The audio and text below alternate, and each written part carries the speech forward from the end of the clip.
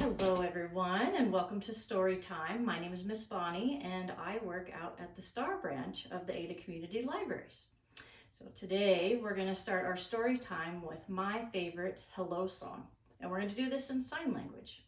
So the sign for hello is like you're tipping your cap. And then we're going to call our friends. We're going to say hello to our friends. And then we're going to let them know it's time to say hello. All right, ready? Hello friends, hello friends, hello friends, it's time to say hello. Well, I'm so very glad that you could join me today, and because I'm so happy, I thought we would sing about it together. You guys know If You're Happy and You Know It? I bet you do. If you're happy and you know it, clap your hands. If you're happy and you know it, clap your hands. If you're happy and you know it and you really want to show it, if you're happy and you know it, clap your hands. If you're happy and you know it, stomp your feet. If you're happy and you know it, stomp your feet. If you're happy and you know it and you really want to show it, if you're happy and you know it, stomp your feet. If you're happy and you know it, nod your head.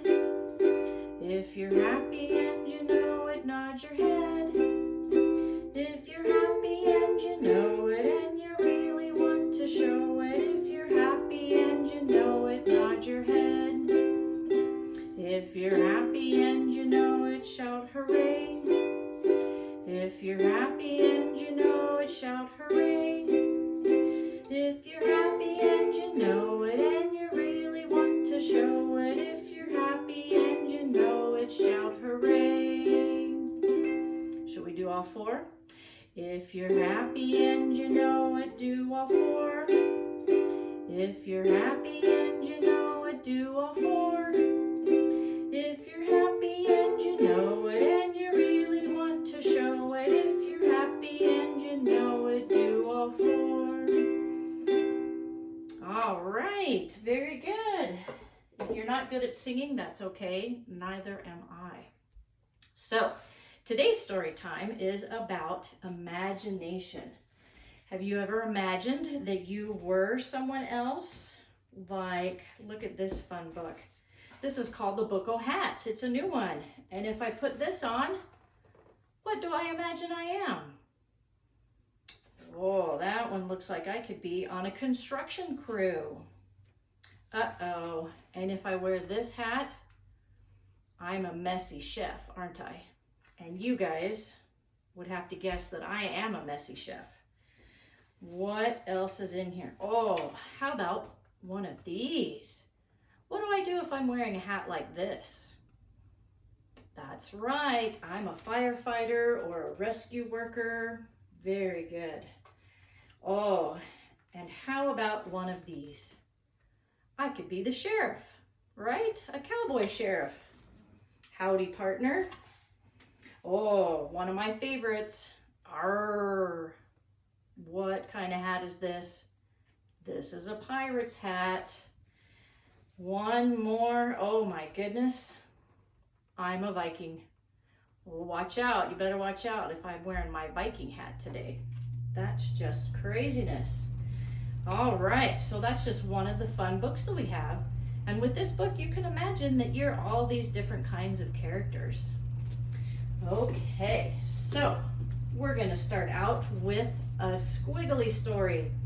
This is by Andrew Larson and Mike Lowry. What do you suppose this story might be about? If I just from looking at the cover. We've got our pencils and some crayons. We're drawing some squigglies. Are we allowed to draw on the wall? No. We only draw on the papers, right? Well, my sister loves to read big words and little words. Page after page, word after word. My sister loves to write. Page after page, word after word, big words and little words. Sometimes I pretend that I can write too. There, cat, bee, look at all those fun things. Hat, big letters and little letters, swirl after swirl and squiggle after squiggle. What are you doing one day? I ask while my sister and I were sitting at the table. I'm writing a story. I wish I could write a story. Well, you can. It's easy. Well, how? I know my letters, but I don't know very many words. Well, write what you know. Every story starts with a single word, and every word starts with a single letter. Why don't you start there with just one letter?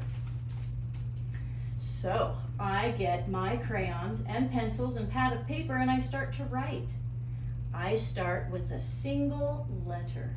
It's an easy letter. Do you know what letter that is? The letter I. That's me. That's a very good beginning. Now what? What's going to happen next? Well, how should I know? Well, it's your story. You're the boss.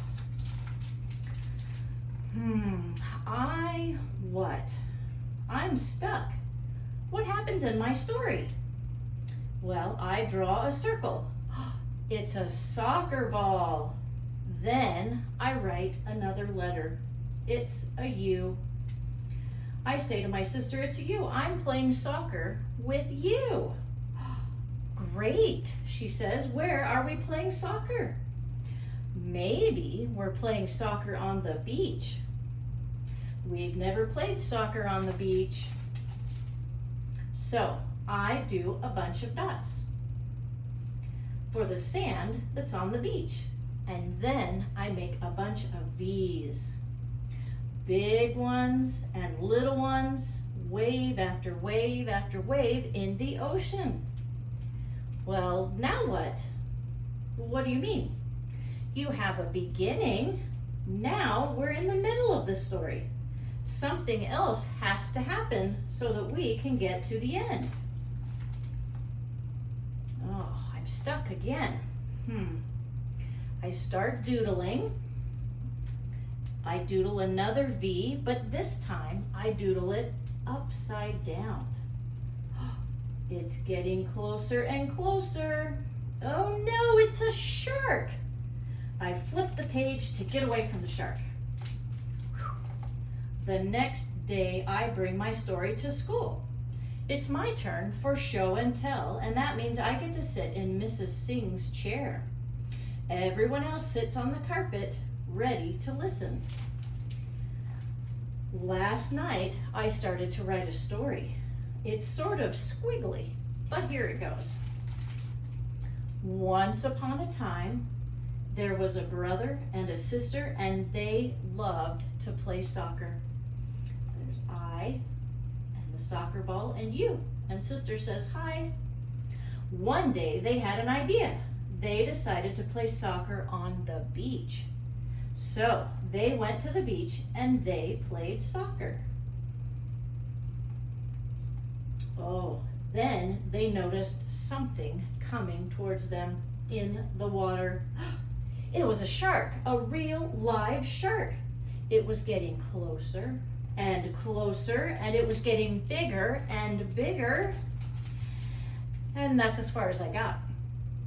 Well, that's wonderful, says Mrs. Singh. Well, what happens next?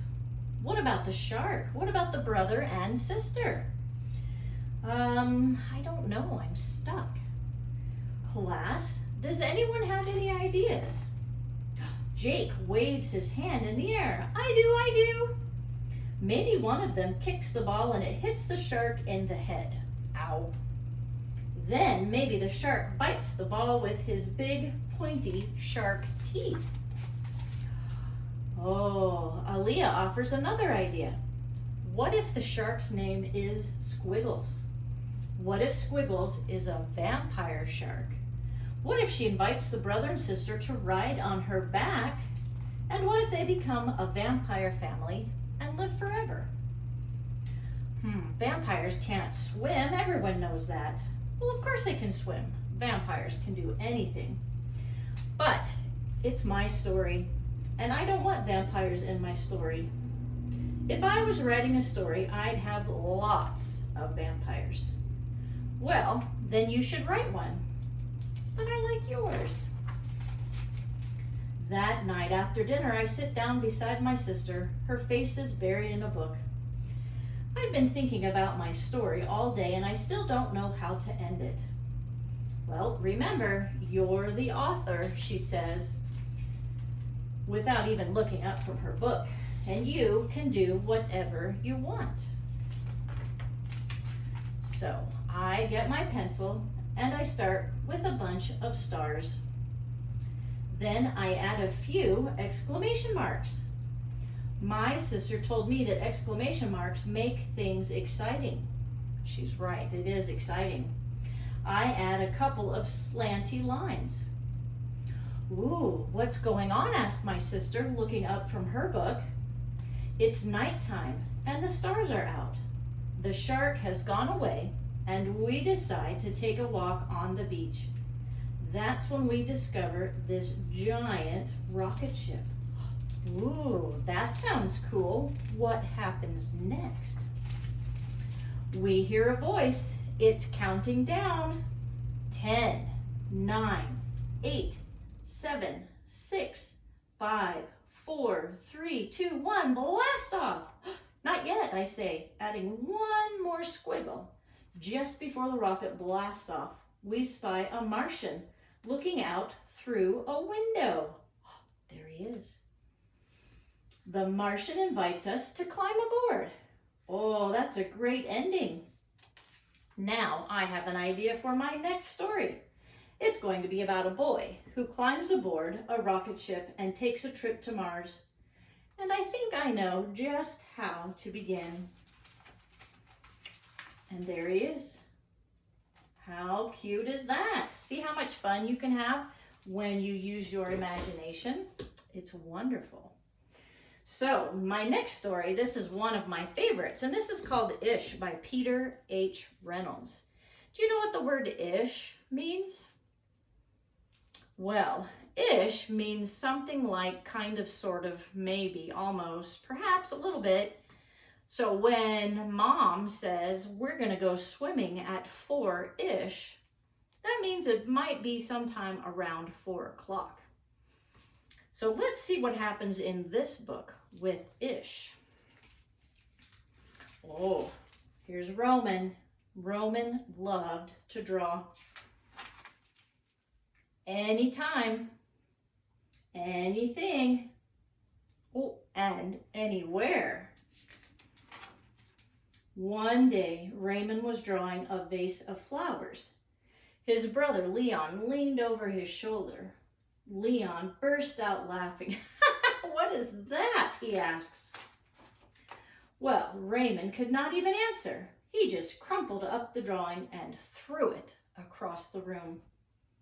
Leon's laughter haunted Raymond, and he kept trying to make his drawings look right, but they never did. Look at all those papers. He tried a lot. After many months and many crumpled sheets of paper, Raymond put his pencil down. I'm done. Marisol, his sister, was watching him. What do you want? He snapped. I was watching you draw, she said. Raymond sneered. I'm not drawing. Go away. Marisol ran away, but not before picking up a crumpled sheet of paper. Hey, come back here with that. Raymond raced around after Marisol, up the hall and into her room. He was about to yell, but he fell silent when he saw his sister's walls. He stared at the crumpled gallery. This is one of my favorites, Marisol said. That was supposed to be a vase of flowers, Raymond said, but it doesn't look like one. Well, it looks vase-ish, she exclaimed. Vase-ish? Raymond looked closer. Then he studied all the drawings on Marisol's walls and began to see them in a whole new way.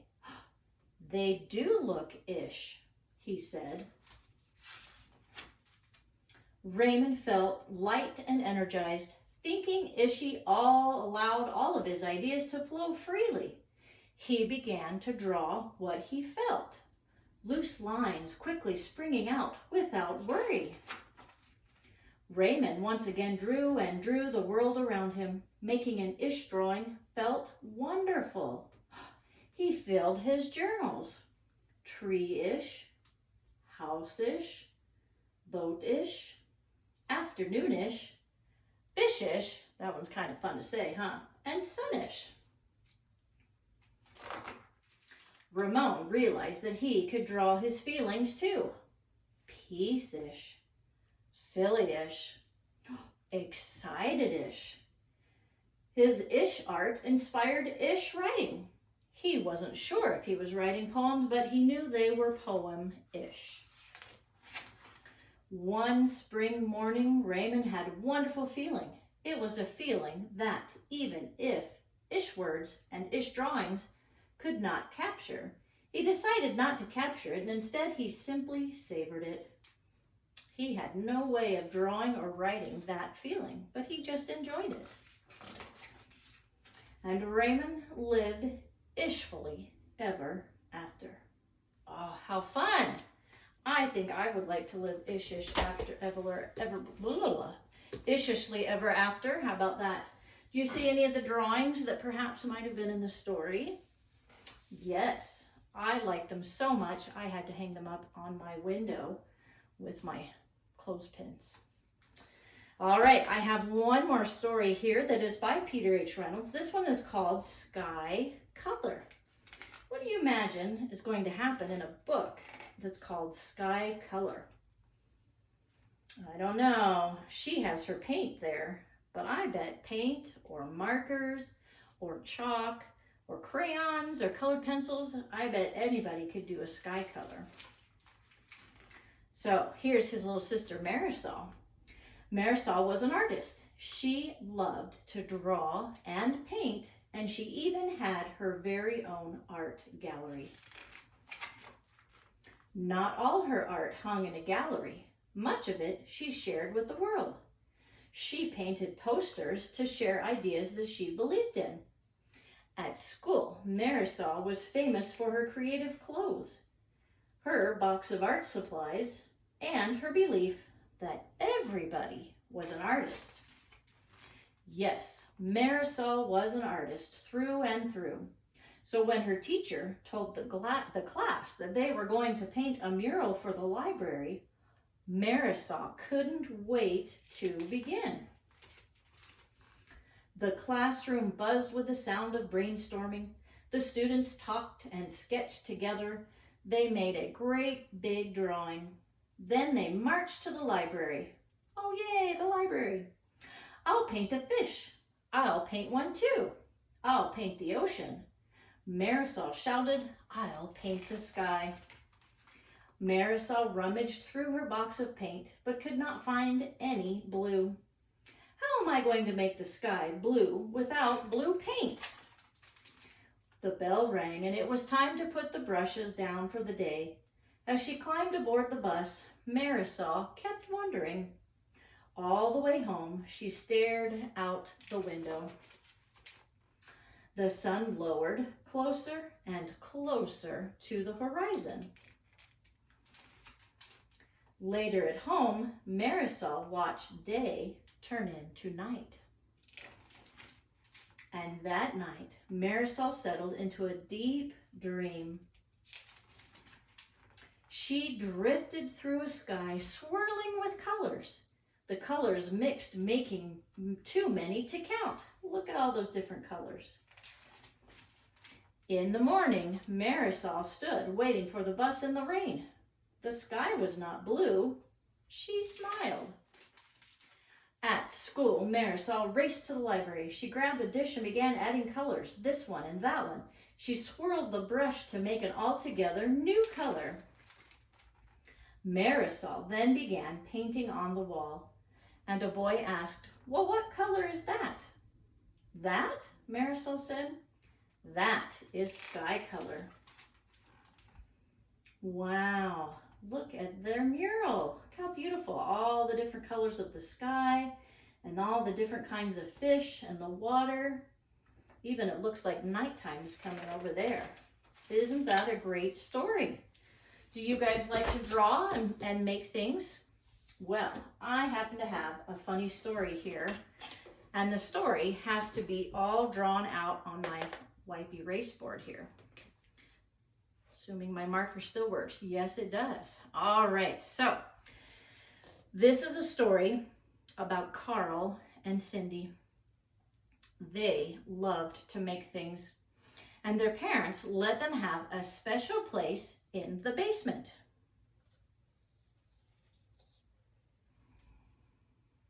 Well, there was a table for Carl and a table for Cindy and even a long work table that they could share, a long workbench, I guess. And they were able to work together side by side. Well, Cindy, she liked to make things out of boxes. Little boxes and big boxes and even medium-sized boxes. Well, Carl, he liked to work with wires. He used long wires and longer wires and even some very short wires. Today, Carl and Cindy were working together on a project. It was almost done, but just not quite right. I know, said Cindy. These 2 boxes should help finish it. Oh, she added the 2 boxes at the end of the project. The wires just weren't quite right, Carl said. I'll fix them. And Carl fixed 2 of the wires.